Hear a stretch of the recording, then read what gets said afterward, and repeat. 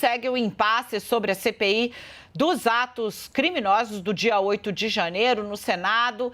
Tem briga para tirar assinatura, tem briga para colocar assinatura, enfim, tem impasse na base do governo que está rachada. Exatamente não se sabe se apoia, se não apoia, se o governo entra ou não entra para ter mando na CPI para direcionar. Carol Rosito vem contar essa novela pra gente. Carol, boa tarde.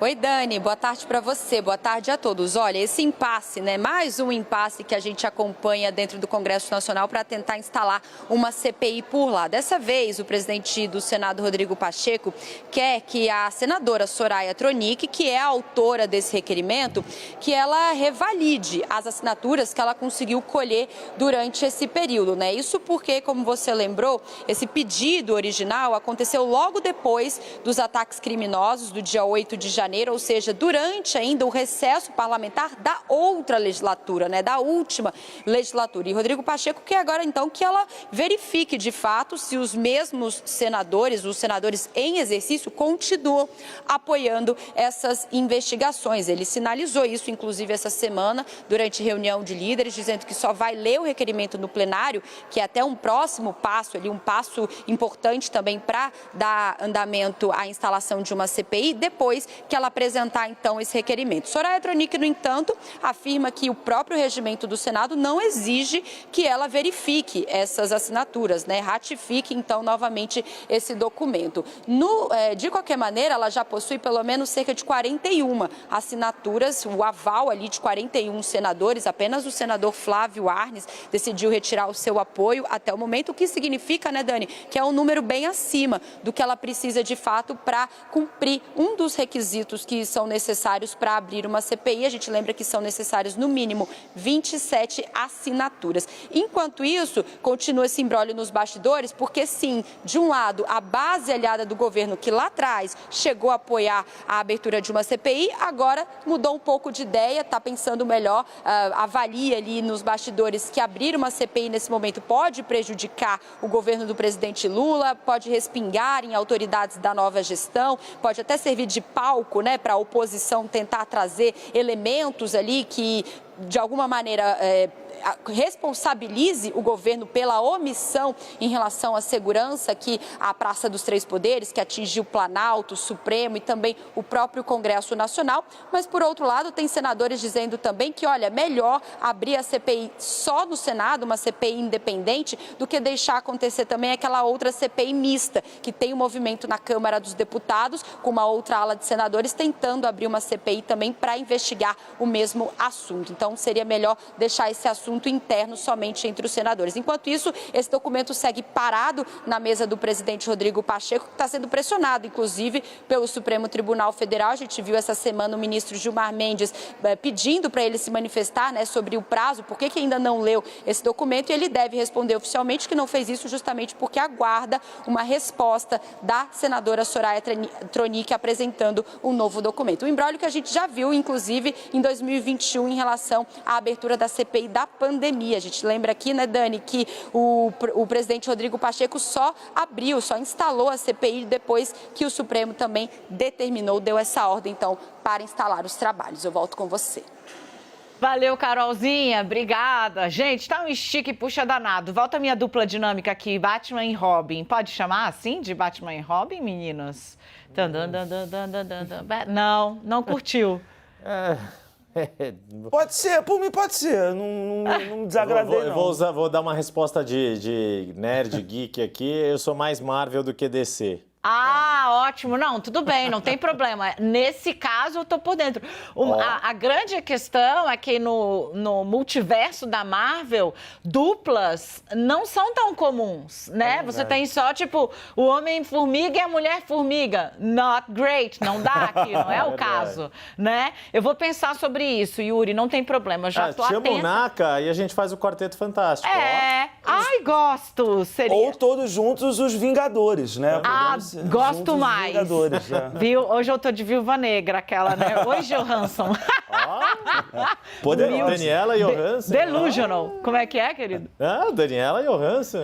Delusional, né? Completamente louca, fora da caixinha. Seguinte, Yuri, tá um estica e puxa danado, ninguém tem ali muito... O Pacheco, coitado, tentando se equilibrar de novo no muro, mas alguma decisão ele vai ter que tomar e a base do governo passou a discutir a sério, encampar, fazer uma CPI só no Senado e com a maioria governista, porque não é o que Lula quer, Lula não gostaria de CPI, CPI draga atenções do parlamento e da imprensa. Num momento em que o governo está querendo, uma semana...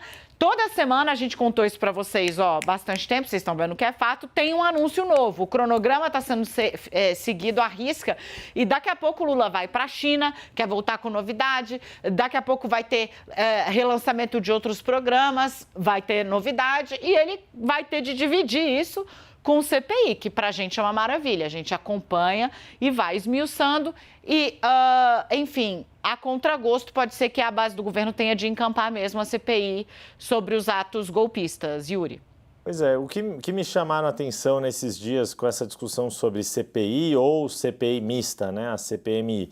Primeiro de tudo, que é completamente inusual se ter uma CPI, a abertura de uma CPI no primeiro ano da legislatura e, consequentemente, primeiro ano de mandato de um presidente, ainda mais um presidente que conhece como funciona Brasília e a relação entre governo e Congresso Nacional, como Lula.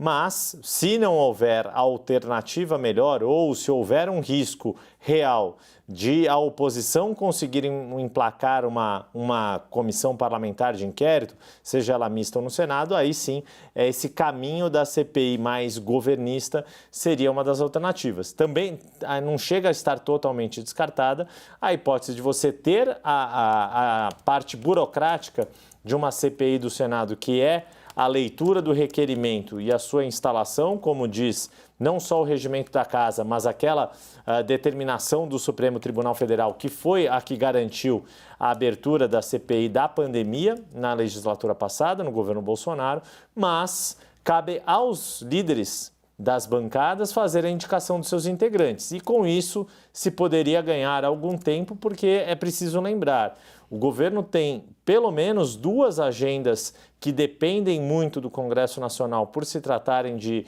emendas à Constituição, que são determinantes para o resto do mandato, para todos os 4 anos do governo. Uma facultativa, digamos assim, que é a reforma tributária, facultativa no sentido de que... Entre aspas, né? Facultativa entre aspas, porque o governo quer, está disposto a fazer e conta com a aprovação da reforma tributária para melhorar o ambiente de negócio e conseguir atrair investimentos e, com isso, ter um incremento no crescimento do país e, obviamente, na avaliação da popularidade do governo.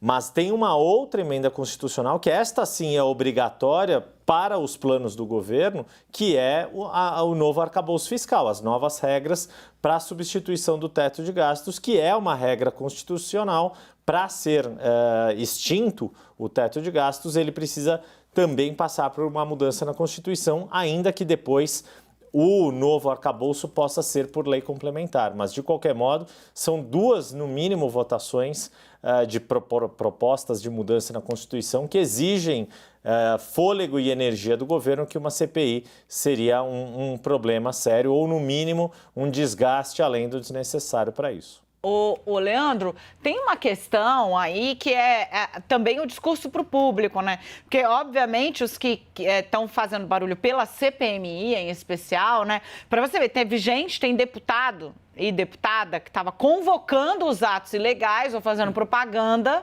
de ato que previa tomar o poder em Brasília, já falando para levar adultos, não idosos e crianças, porque indicava que ia ter de, abro aspas, sujar as mãos de sangue.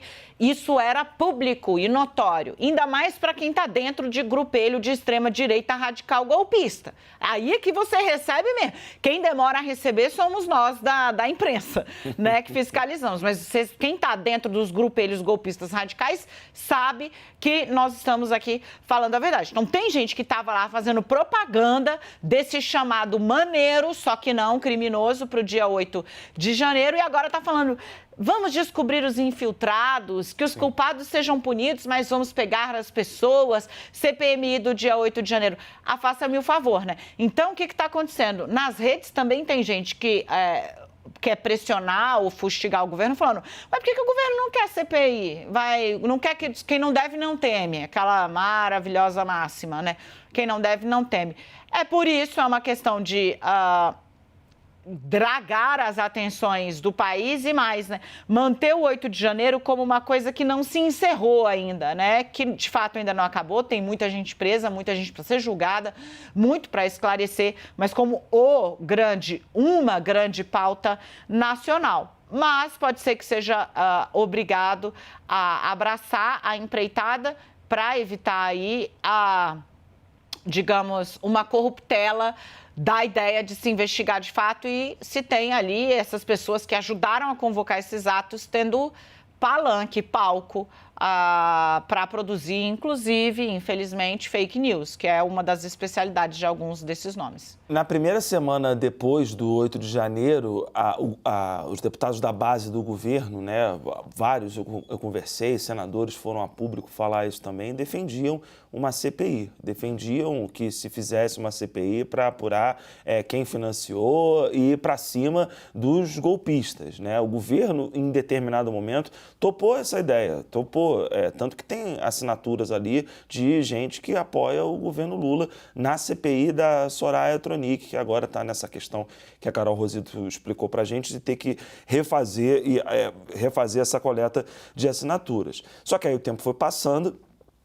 As pessoas da oposição perceberam que uma CPMI poderia ser um objeto para enfraquecer o governo e abraçaram essa pauta. Para poder explicar um pouco isso e até lembrar um bastidor que a gente trouxe nessa semana aqui no 360, vou citar um personagem que tem duas opiniões interessantes, no mínimo, sobre os atos de 8 de janeiro. Valdemar Costa Neto, presidente do PL, partido do ex-presidente Jair Bolsonaro. Valdemar Costa Neto, logo depois do 8 de janeiro, disparou ali para os seus aliados um comunicado dizendo o seguinte: quem for do PL e tiver depredado os prédios públicos na Praça dos Três Poderes vai ser expulso da legenda. Esse era a norma ali dentro do PL. O tempo foi passando, ninguém foi expulso, nenhum processo foi aberto, pessoas que incentivaram, convocaram para esses atos continuam normalmente na legenda e a pauta agora já é outra. O PL se une em torno da ideia de que é preciso